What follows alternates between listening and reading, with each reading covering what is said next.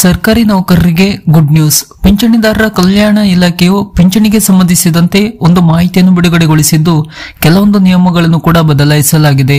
ಈ ಹೊಸ ಪಿಂಚಣಿ ನಿಯಮ ಬದಲಾವಣೆಯಿಂದ ಸರ್ಕಾರಿ ಈ ನೌಕರರಿಗೆ ಹೆಚ್ಚು ಪ್ರಯೋಜನವಾಗಲಿದ್ದು, ತಮ್ಮ ನಿವೃತ್ತಿಯ ನಂತರ ಮುಂದಿನ ಬದುಕು ರೂಪಿಸಿಕೊಳ್ಳಲು ಈ ಹೊಸ ನಿಯಮ ಸಹಕಾರಿಯಾಗಲಿದೆ. ಅಂದರೆ ಎಲ್ಲ ಸರ್ಕಾರಿ ಉದ್ಯೋಗಿಗಳು ಖಚಿತ ಪಾವತಿ ಪಿಂಚಣಿ ಹಕ್ಕನ್ನು ಪಡೆಯುತ್ತಾರೆ ಈ ಹೊಸ ನಿಯಮದ ಪ್ರಕಾರ. ಈ ಬಗ್ಗೆ ಸಂಪೂರ್ಣ ವಿವರ ಇಲ್ಲಿದ್ದು ವಿಡಿಯೋ ಪೂರ್ತಿ ನೋಡಿ ಹಾಗೂ ಈ ತರದ ಮಾಹಿತಿಗಳಿಗಾಗಿ ನಮ್ಮ ಚಾನೆಲ್ ಅನ್ನ ಸಬ್ಸ್ಕ್ರೈಬ್ ಮಾಡಿ ನಮ್ಮನ್ನು ಕೂಡ ಬೆಂಬಲಿಸಿ. ಹೌದು, ಕೇಂದ್ರ ಸರ್ಕಾರಿ ನೌಕರರಿಗೆ ದೊಡ್ಡ ಸುದ್ದಿ ಹೊರಬರುತ್ತಿದ್ದು, ಕೇಂದ್ರ ಸರ್ಕಾರಿ ನೌಕರರು ಈಗ ಹೊಸ ಸೌಲಭ್ಯವನ್ನು ಪಡೆಯಲಿದ್ದಾರೆ ಎಂದು ವರದಿಯಾಗಿದೆ.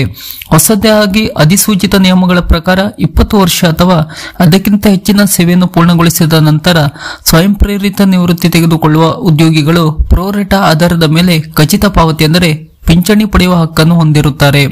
ಪಿಂಚಣಿ ಮತ್ತು ಪಿಂಚಣಿದಾರರ ಕಲ್ಯಾಣ ಇಲಾಖೆಯು ಸೆಪ್ಟೆಂಬರ್ 2ರಂದು ಅಧಿಕೃತ ಗೆಜೆಟ್ನಲ್ಲಿ ಕೇಂದ್ರ ನಾಗರಿಕ ಸೇವೆಗಳು ನಿಯಮಗಳು 2025 ತಿಳಿಸಿದೆ.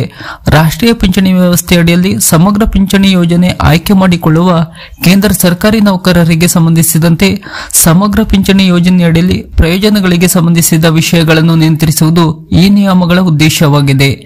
ಈ ನಿಯಮಗಳು ಇತರ ವಿಷಯಗಳ ಜೊತೆಗೆ ಯುಪಿಎಸ್ ಗ್ರಾಹಕರಿಗೆ 20 ವರ್ಷಗಳ ಸೇವೆಯನ್ನು ಪೂರ್ಣಗೊಳಿಸಿದ ನಂತರ ಸ್ವಯಂ ಪ್ರೇರಿತ ನಿವೃತ್ತಿಯ ಆಯ್ಕೆಯನ್ನು ಒದಗಿಸುತ್ತದೆ. ಯುಪಿಎಸ್ ಅಡಿಯಲ್ಲಿ ಪೂರ್ಣ ಖಚಿತ ಪಾವತಿಯು 25 ವರ್ಷಗಳ ಸೇವೆಯನ್ನು ಪೂರ್ಣಗೊಳಿಸಿದ ನಂತರವೇ ಲಭ್ಯವಿದೆ. ಆದರೂ 20 ವರ್ಷ ಅಥವಾ ಅದಕ್ಕಿಂತ ಹೆಚ್ಚಿನ ಸೇವೆಯನ್ನು ಪೂರ್ಣಗೊಳಿಸಿದ ನಂತರ ವಿಆರ್ಎಸ್ ಅನ್ನು ಆಯ್ಕೆ ಮಾಡಿಕೊಂಡರೆ ಖಚಿತ ಪಾವತಿಯನ್ನು ಚಂದಾದಾರರಿಗೆ ಅನುಪಾತದ ಆಧಾರದ ಮೇಲೆ ಪಾವತಿಸಲಾಗುತ್ತದೆ ಎಂದು ಸಚಿವಾಲಯ ಹೇಳಿಕೆಯಲ್ಲಿ ತಿಳಿಸಿದೆ.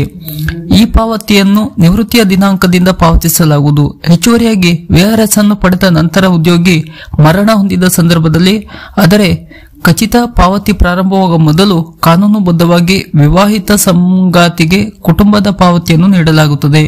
ಈ ತಿದ್ದುಪಡಿಯನ್ನು ಸ್ವಾಗತಿಸಿದ ಅಖಿಲ ಭಾರತ ಎನ್ಪಿಎಸ್ ನೌಕರರ ಒಕ್ಕೂಟದ ರಾಷ್ಟ್ರೀಯ ಅಧ್ಯಕ್ಷ ಮಂಜಿತ್ ಸಿಂಗ್ ಪಟೇಲ್, ಇದು ಎಲ್ಲ ಕೇಂದ್ರ ಸರ್ಕಾರಿ ನೌಕರರಿಗೆ, ವಿಶೇಷವಾಗಿ ಅತ್ಯಂತ ಕಷ್ಟಕರ ಪರಿಸ್ಥಿತಿಗಳಲ್ಲಿ ಕೆಲಸ ಮಾಡುವ ಅರೆ ಸೈನಿಕ ಸಿಬ್ಬಂದಿಗೆ ಅತ್ಯಂತ ಅಗತ್ಯವಾದ ಹೆಜ್ಜೆಯಾಗಿದೆ ಎಂದು ಹೇಳಿದರು. ಮತ್ತು 20 ವರ್ಷಗಳ ನಿಯಮಿತ ಸೇವೆಯನ್ನು ಪೂರ್ಣಗೊಳಿಸಿದ ನಂತರ ಇಲಾಖೆಯಲ್ಲಿ ಸೇವೆ ಸಲ್ಲಿಸಲು ಸಾಧ್ಯವಾಗದ ಎಲ್ಲಾ ಉದ್ಯೋಗಿಗಳಿಗೆ ಇದು ಸಹಾಯವಾಗುತ್ತದೆ ಎಂದು ಕೂಡ ಈ ಸಮಯದಲ್ಲಿ ಸರ್ಕಾರದ ಈ ಕ್ರಮವನ್ನು ಶ್ಲಾಘಿಸಿದ್ದಾರೆ.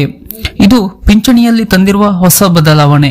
ಪಿಂಚಣಿಗೆ ಸಂಬಂಧಪಟ್ಟಂತ ಹೊಸ ಅಪ್ಡೇಟ್ನ ಮಾಹಿತಿಗಳಿಗಾಗಿ ನಮ್ಮ ಚಾನೆಲ್ ಅನ್ನ ಸಬ್ಸ್ಕ್ರೈಬ್ ಮಾಡಿ ನಮ್ಮನ್ನು ಕೂಡ ಬೆಂಬಲಿಸಿ. ನಮಸ್ಕಾರ.